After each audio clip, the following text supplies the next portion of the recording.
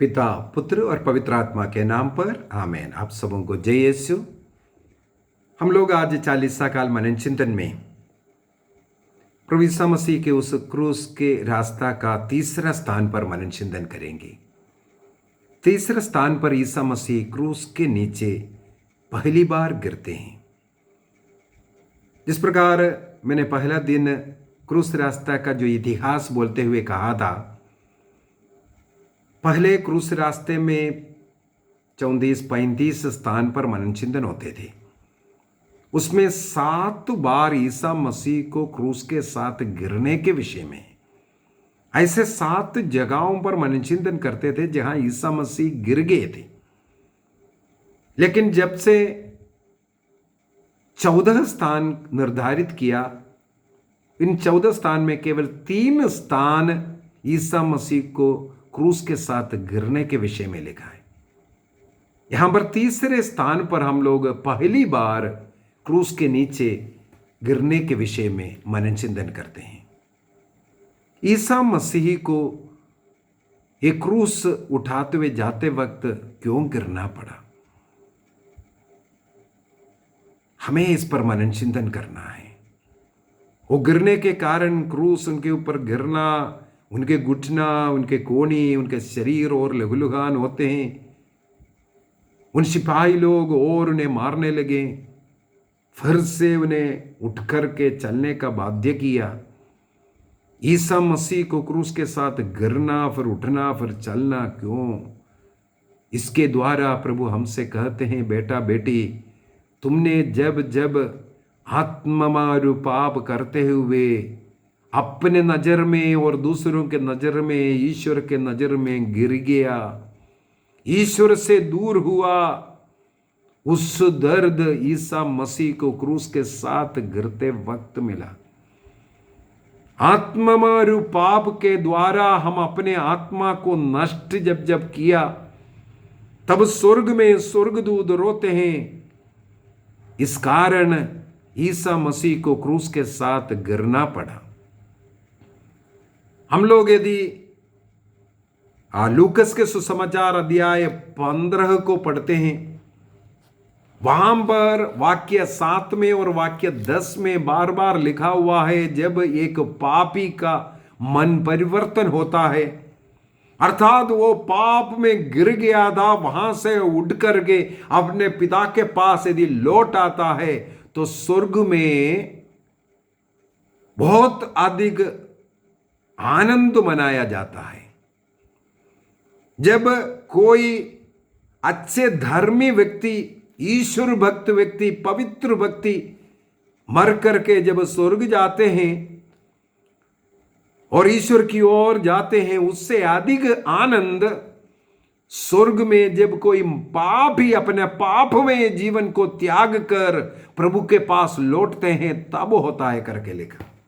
अर्थात धर्मियों की अपेक्षा एक पापी के लिए वहां अधिक आनंद मनाया जाता है। क्या कारण है? जब एक पापी पाप में गिरते हैं, एक व्यक्ति पाप में गिरते हैं, स्वर्ग में बहुत दुख मनाया जाता है। मेरा बेटा, मेरा बेटी पाप में गिर गया।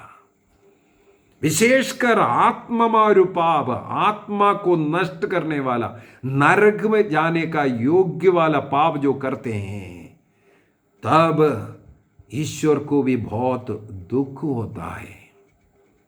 यसेकिएल का ग्रंथ अध्याय 18 वाक्य 32 में हम लोग पढ़ते हैं। यसेकिएल चैप्टर 18 वर्स 32 में लिखा है, मैं किसी मनुष्य की मृत्यु से प्रसन्न नहीं होता। ईश्वर कहता है, मैं किसी भी मनुष्य का मृत्यु से, अर्थात पाप में, आत्ममारू पाप में गिरने से प्रसन्न नहीं होता।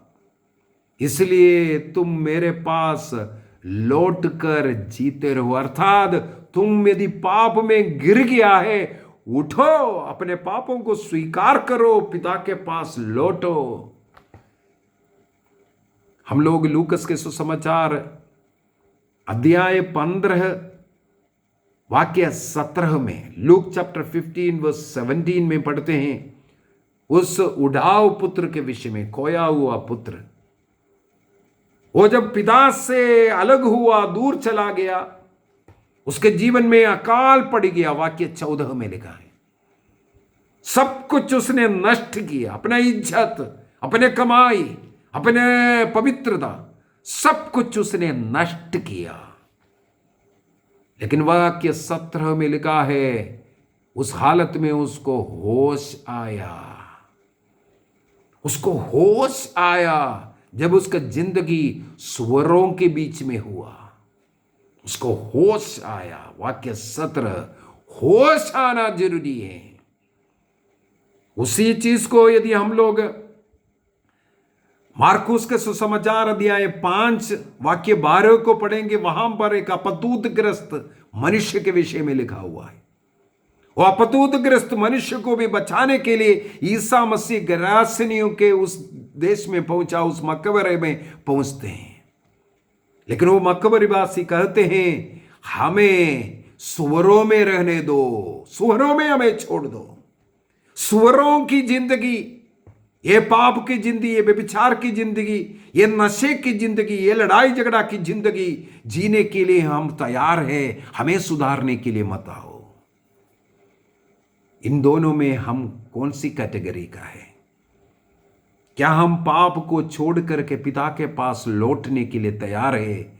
उस उड़ाऊ पुत्र लौटा, पिता से मेल मिलाप किया, जो कुछ उसने नष्ट किया सब कुछ उसे वापस मिला। पुत्र स्वीकार्यता का उस प्यार उन्हें प्राप्त हुआ।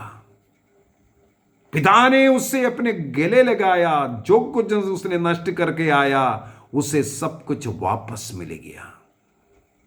उस पवित्रता, पिता का प्यार, उस आनंद शांति का जीवन वो निभाने लगे।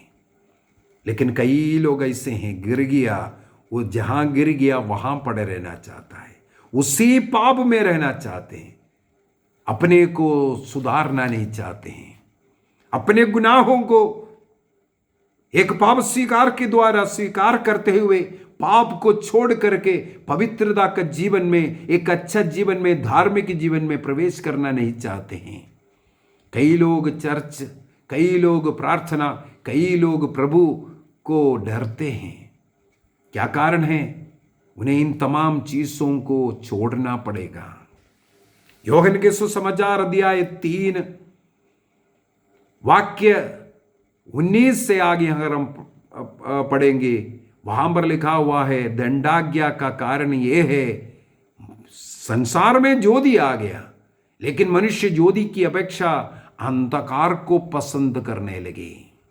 संसार में, संसार की ज्योति प्रभु ईसा मसीह आया, मुक्तिदाता आया, लेकिन मनुष्य उस मुक्तिदाता के अपेक्षा में संसार की वस्तुओं को, संसार के भगवानों को, संसार के जो मूर्तियां हैं उसको पसंद किया। धार्मिक जीवन के जगह पर अपराध का जीवन को पसंद किया। पवित्रता के जगह पर अपवित्रता का जिंदगी को पसंद किया। वो प्रभु के पास, मंदिर में, ईश्वर के पास, ईसा मसीह के पास इसलिए नहीं आना चाहता है कहीं उनके बुरे कर्म प्रकाश में आ जाए, प्रकट हो जाए, छोड़ना पड़ेगा। यदि आप अपने को सुधारना चाहते हैं, आपको उठना पड़ेगा। मसीह ने क्रूस के साथ गिर करके उठा और चल पड़ा। निर्णय कीजिए, जब जब मैंने आत्ममारू पाप में गिरा, उन अवसरों के लिए प्रभु से माफी मांगे। उड़ाऊ पुत्र के समान बोलिए, मैं उठूंगा, पिता के पास चलूंगा, चाहे पाप कितना भी बड़ा क्यों ना हो।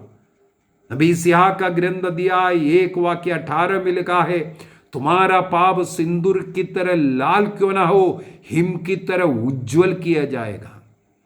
तुम्हारा पाप किरमिजी की तरह मटमैला क्यों ना हो, उनकी तरह श्वेत किया जाएगा।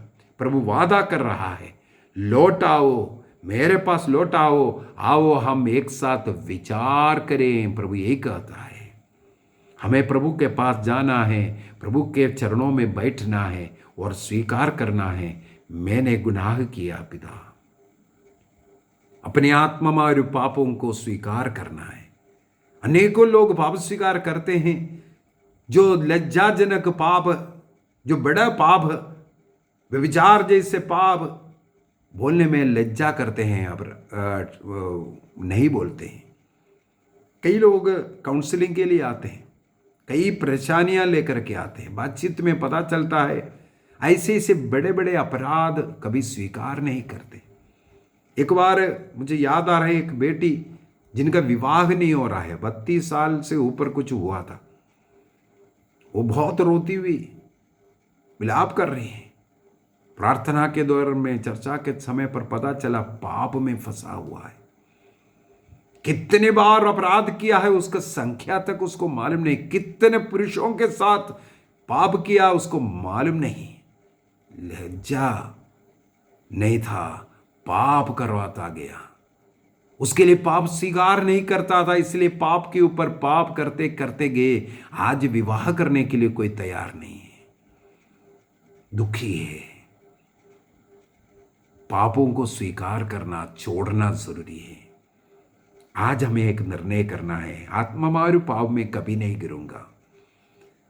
प्रवक्ता ग्रंथ सिराक चैप्टर 21 वर्स 2 और 3, सांप के सामने की तरह पाप से दूर भागना है। हमें पास आएगा तो सांप हमें काटेगा, और पाप का दांत सिंह की दांत के समान है, हमारी आत्मा का विनाश करता है।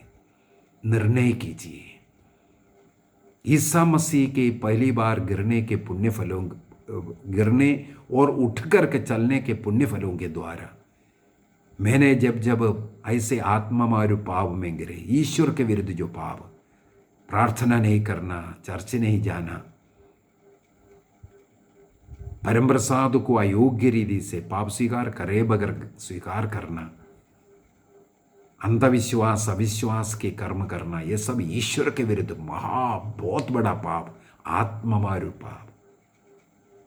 10 आज्ञा में आत्मामारू पाप है। निर्णय कीजिए। जब जब मैंने अपने माता पिता, अन्य लोगों को दुख पहुंचाया, आत्मामारू पाप में आता है। दूसरों को नष्ट कष्ट पहुंचाया, अपमानित किया, आत्मामारू पाप में आता है। केवल व्यभिचार नहीं, केवल हत्या नहीं, अबॉर्शन जैसा पाप, संतान नहीं चाहिए बोल करके कोई ऐसा दवाई खाना, उसको रुकावट डालना, ये सब आत्मामारू पाप में आता है। निर्णय कीजिए, ऐसे पापों के लिए मैं पश्चाताप करूंगा। पाप को छोड़कर पवित्र जीवन जीने का निर्णय कीजिए। पिता, पुत्र और पवित्र आत्मा के नाम पर आमीन। आप सबों को जय यीशु।